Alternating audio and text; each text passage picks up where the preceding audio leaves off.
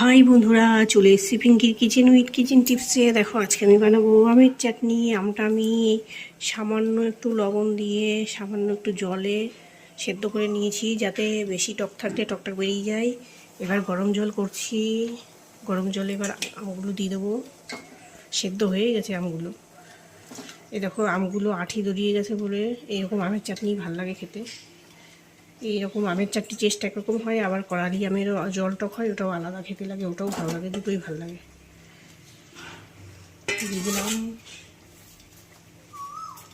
এবার আমি দিয়ে দেবো সামান্য পরিমাণে লবণ, বেশি দেবো না, ব্যাস এইটুকুই দিলাম, কারণ চাটনিটা অনেকটাই হবে।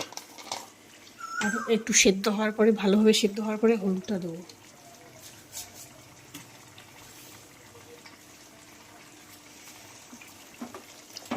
আমটা যখন গলে যাবে তারপরে হলুদটা দেবো, তাহলে ভালো হবে।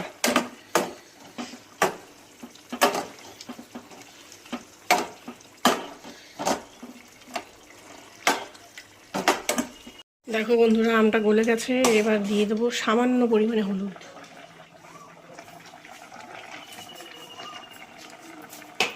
একদম সামান্য।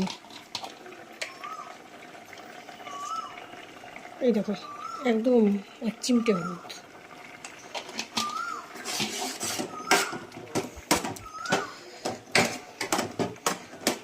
হলুদ দিয়ে একটু ফুটবে, তারপরে আমি চিনিটা দেবো। চিনি গুঁড়ো দুটোই দেওয়া যায়, তোমাদের যেটা ভালো লাগে তোমরা সেটা দিতে পারো।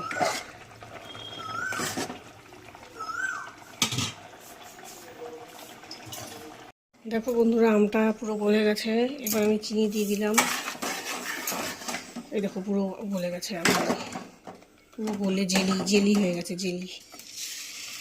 গরমকালে আমের চাটনি ভালোবাসে না এমন লোক খুব কমই আছে। আমার ছেলে ভীষণ ভালোবাসে, আমরাও বাসি, ছেলে একটু বেশি ভালোবাসে, ওর জন্যই করা হয়। দেখো, চিনি দিলে জল নামবে, এখন আমি জ্বালাতে থাকবো।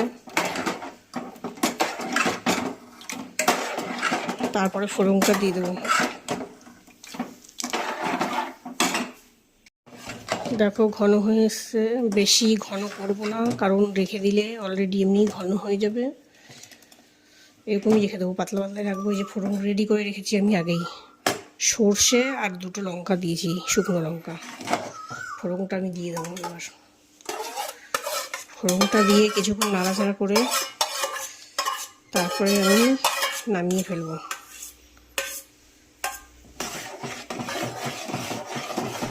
এই দেখো পাতলা জেলি হয়েছে, এই দেখো পাতলা পাতলাই রাখবো।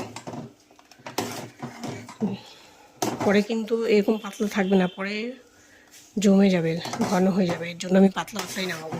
আর কিছুক্ষণ নাড়াচাড়া করবো। তারপরে বন্ধুরা দেখো, আমের চাটনি রেডি।